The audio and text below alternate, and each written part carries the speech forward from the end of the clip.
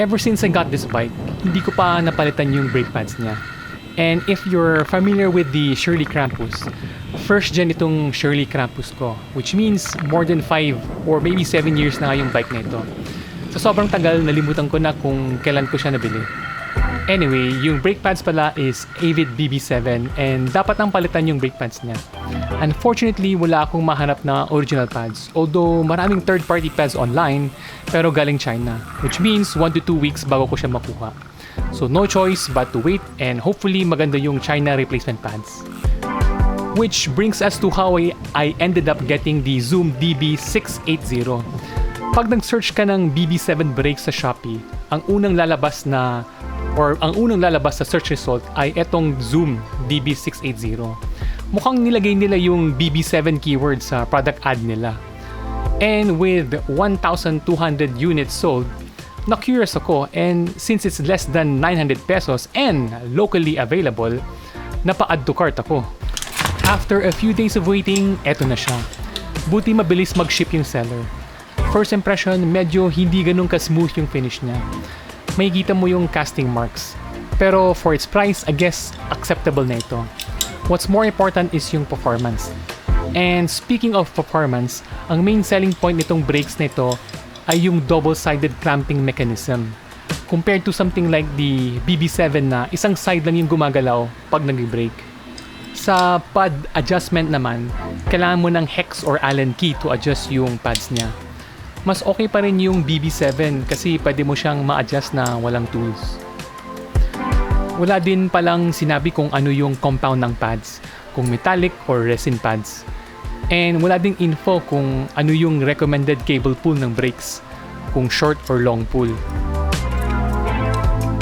Anyway, syempre, ni-check ko na din kung madaling maghanap ng replacement pads. And meron naman available. Surprisingly, same pads daw ito sa Shimano MT200. And since feeling ko baka mabilis mapudpud yung brake pads nito or baka pangit yung performance ng pads niya, so nag-add to cart na ako ng Shimano MT200 na pads. Ito yung stock pads niya. Since hindi naman ako expert sa pads, hindi ko masabi kung anong compound nito. Ito naman yung pads for the MT200 Shimano brakes. Since galing ito Shopee, so hindi ako sure kung fake or orig ito. Hopefully orig.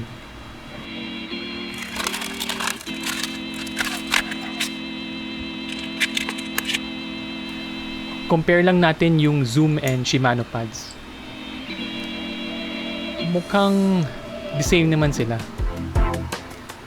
So eto yung sa left yung Zoom, nasa right yung Shimano pads. Okay, same yung height.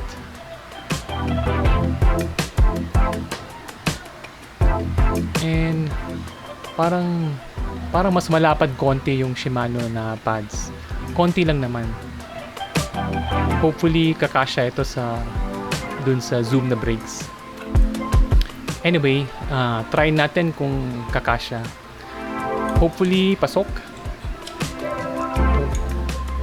Nako, medyo parang masikip. Yun nga, masikip nga siya. Mahirap hindi siya kasya actually. Unfortunately.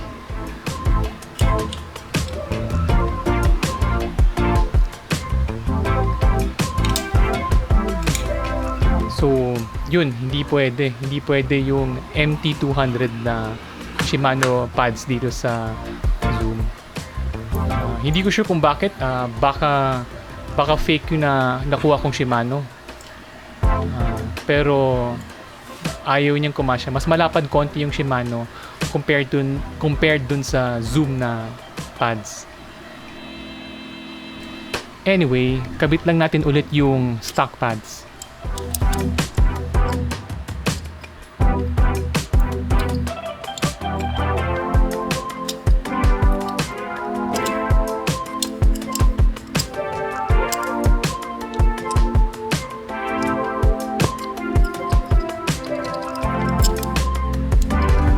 One last look sa Zoom DB680 or Zoom DB680 or Zoom DB680 bago natin kabit sa bike.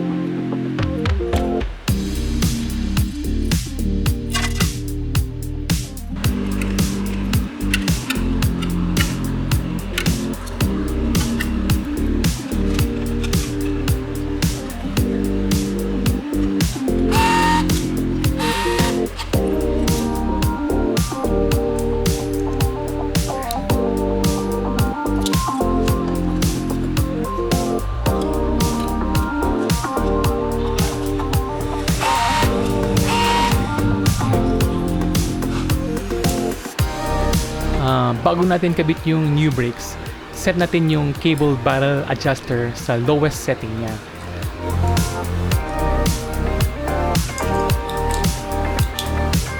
Tapos iwan lang natin na maluwag yung ISO mount adapter bolts.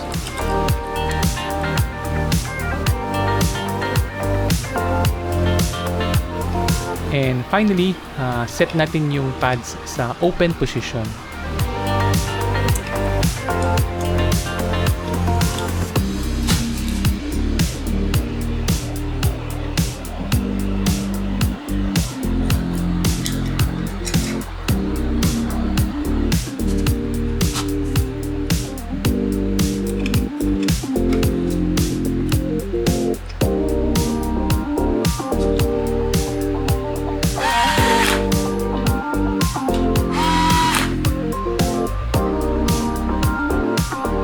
Kung napansin nyo, oblong yung ISO mount ng frame.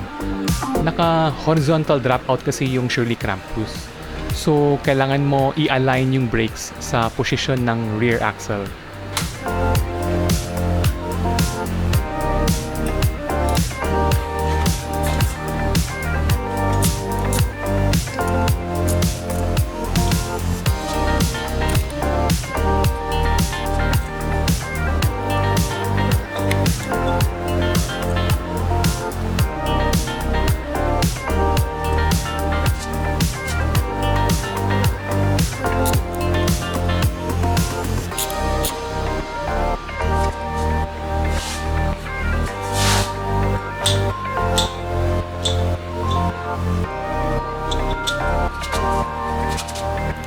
Next, kailangan i-adjust yung pad distance sa brake rotors. Since masyado silang malayo ngayon at hindi kumakapit yung brakes kahit nakasagad na yung brake levers.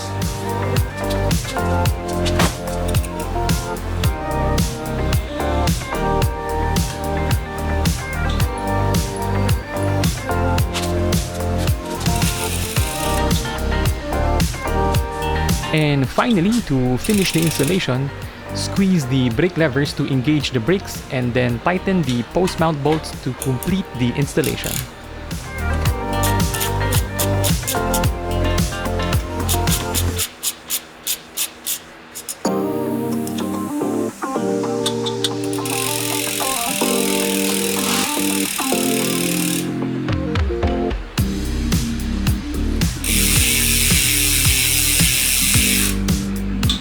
Tapos, ganun lang kadali magkabit ng brakes.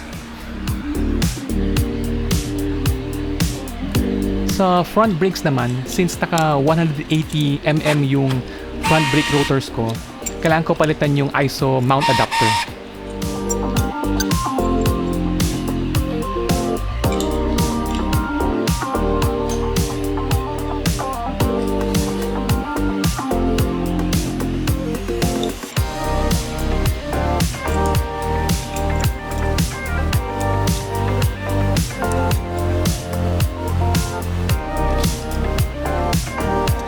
And sa front brakes naman, same procedure lang din kung paano kinabit yung rear brakes.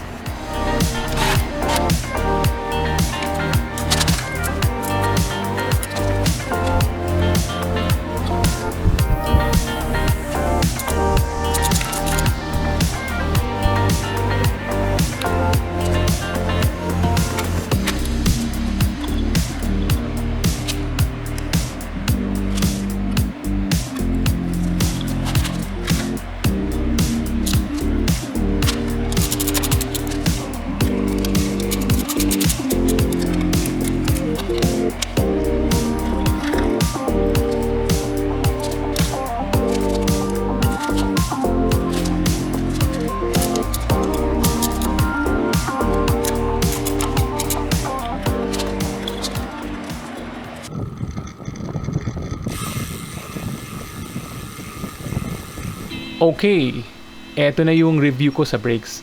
After more than a week of using it, okay naman yung braking performance niya. Although sa experience ko, mas malakas pa rin yung BB7, especially when it comes to hard braking, yung merong biglang tumawid sa bike lane. Sa BB7, mga 20 inches bago mo tamaan yung tao. Sa Zoom, mga 5 inches na lang. Pero hindi pa rin bitin yung brakes mo. hindi mo pa rin tatamaan yung tao. Sa sustained braking naman, okay naman siya, although honestly, I haven't really fully tested yung zoom. Puro lang kasi city riding ang ginagawa ko, and wala namang super long and steep downhill dito sa Metro Manila. Yung downhill lang dyan sa Guadalupe or sa Ortigas ko siya na-test. And finally, the only advantages it has over the BB7 is mas tahimik siya. Halos walang squeal. Eto, pakinggan nyo yung sound comparison.